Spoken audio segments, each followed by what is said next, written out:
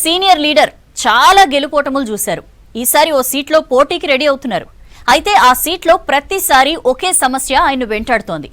ఎంత మొత్తుకున్నా ఆయన మాటను ఎవ్వరూ వినిపించుకోవట్లేదట. ఎంత క్లారిటీ ఇచ్చినా అదే పాయింట్ తీస్తున్నారని ఆయన ఫీల్ అవుతున్నారట.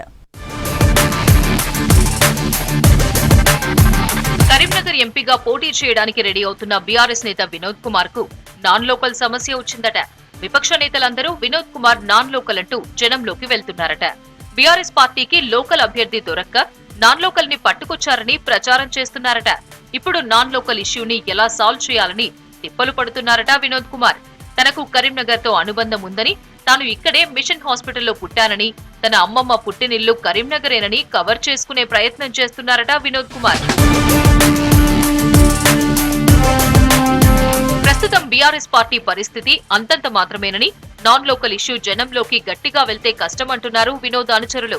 2019లో కరీంనగర్ ఎంపీ సెగ్మెంట్ లో 7 బీఆర్ఎస్ ఎమ్మెల్యేలున్నా వినోద్ కుమార్ ఓడిపోయారు.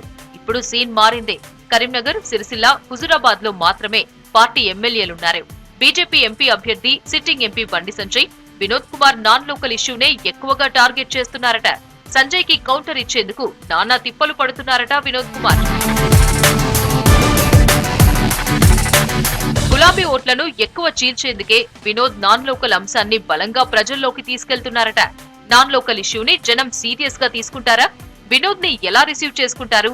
గత అనుభవాలు రిపీట్ అవుతాయా?